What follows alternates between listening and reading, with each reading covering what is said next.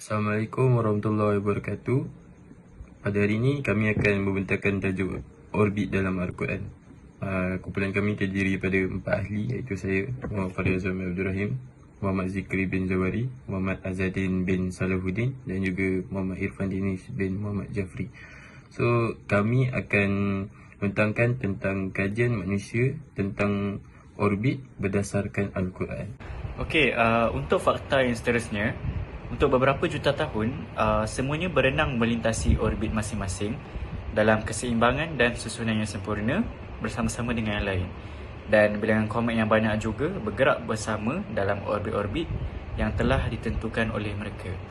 Okey, untuk fakta ini, ia boleh dibuktikan dengan adanya kejadian siang dan malam, gerhana bulan, fenomena gerhana matahari, yang mana matahari dan bulan ini bergerak dalam orbit mereka masing-masing dan mempunyai halaju yang berlainan.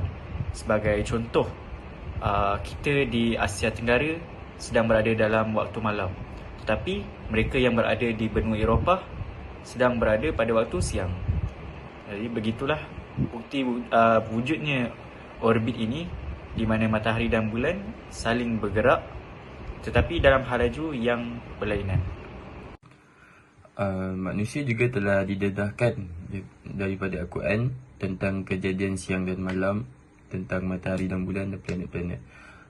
Berdasarkan firman Allah daripada surah Al-Anbiya ayat 33 yang bermaksud, Dia yang menciptakan malam dan siang, matahari dan bulan, dan setiap daripada mereka berenang pada falaknya, yang bermaksud tempat peredarannya. Di sini kita dapat lihat kekuasaan Allah yang maha besar dapat memastikan setiap planet dan matahari itu berada di paksinya.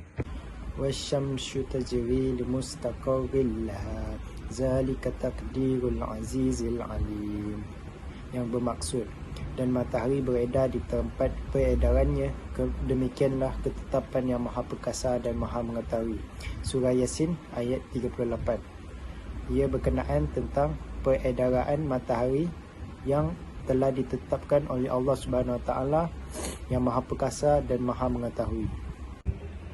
Fakta-fakta menarik di dalam Al-Quran yang telah dikaji oleh saintis-saintis di dunia. Matahari bergerak selaju 720,000 km sejam mengarah ke bintang Vega dalam satu orbit tertentu dalam sistem solar.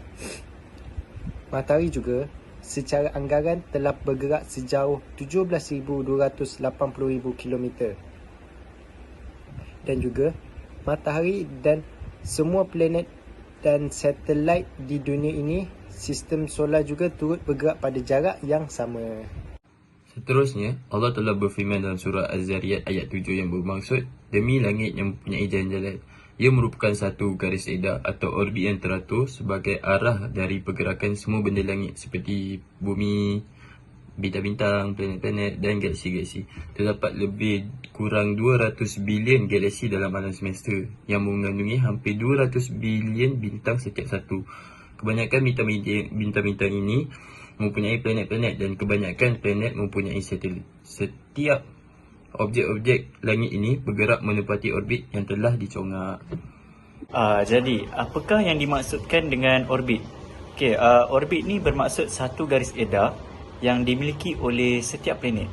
Jadi ini bermaksud bumi, bulan, matahari, planet-planet sekeliling bumi seperti Marikh, planet Pluto, semuanya mempunyai orbit masing-masing.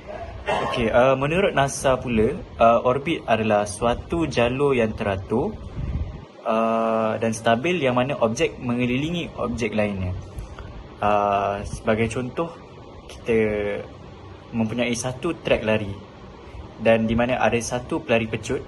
Satu pelari pecut tu kita anggapkan sebagai sebuah planet. Pelari pecut ini akan menghabiskan satu pusingan lengkap, dan konsep ini adalah sama dengan konsep di mana sesebuah planet itu akan menghabiskan satu pusingan orbit. Okey, benda-benda yang mengorbit ini mempunyai halaju yang berlainan dan halaju ini tidak akan berubah. Jadi itulah yang dimaksudkan dengan orbit.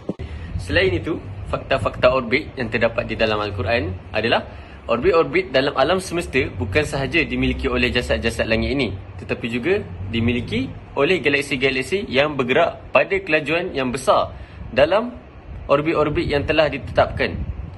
So masing-masing ada orbit tersendiri dan perjalanan yang tersendiri. Contohnya bumi ada lingkaran satu garisan untuk dia sahaja. Mari pun dia sahaja. Malah matahari pun dia sahaja. Dan sewaktu dalam pergerakan itu tidak ada satu pun objek langit yang memotong orbit atau bertemu dengan objek lain. So contohnya, walaupun diorang tengah bergerak pada kelajuan yang laju, bumi tak akan berlanggar dengan matahari. Bumi tak akan berlanggar dengan matahari. Jadi itu adalah fakta-fakta yang menarik tentang orbit di dalam Al-Quran. So korang mesti tertanya-tanyakan macam mana orbit tu bergerak. Ini salah satu contoh yang diberikan gambaran bagaimana orbit tu berfungsi. Nampak? Bumi dia ada dia punya lingkaran sendiri ataupun perjalanan dia sendiri. Marikh pun ada sendiri, Zuhal sendiri. Tapi matahari sebenarnya dikatakan di dalam Al-Quran sepatutnya dia pun bergerak mengelilingi sesuatu. Jadi semua planet yang mengelilingi matahari ni mengelilingi matahari sambil matahari mengelilingi sesuatu. Tapi setakat ni saintis tak tahu lagi lah apa sebenarnya matahari kita, sistem kita ni berpaksikan. Di berikut, ini adalah satu yang pasti.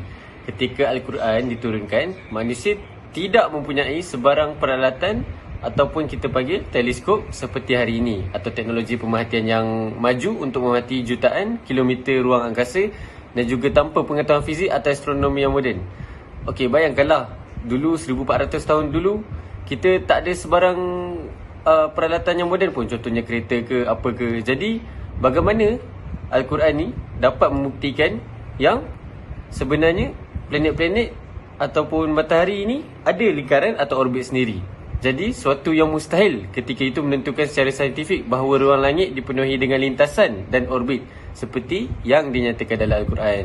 Bagaimanapun, hal ini secara jelas diterangkan kepada manusia di dalam Al-Quran. Jadi Al-Quran ini diwahyukan kepada Nabi Muhammad dan kemudian diturunkan kepada kita semua oleh Allah Ta'ala. Jadi ini adalah fakta-fakta yang menarik tentang orbit yang diterangkan di dalam Al-Quran. Maka dengan itu berakhirlah sudah video pembincangan kami tentang tajuk orbit dalam Islam. Saya Muhammad Azadin bin Salihuddin, mewakili rakan-rakan kumpulan saya, ingin mengucapkan ribuan terima kasih kepada yang menonton. Dan semoga segala informasi yang telah kami berikan memberi manfaat kepada semua. Yang baik datang daripada Allah Subhanahu Wa Taala dan yang buruk datang daripada kekhilafan kami sendiri. Sekian dan terima kasih kerana menonton.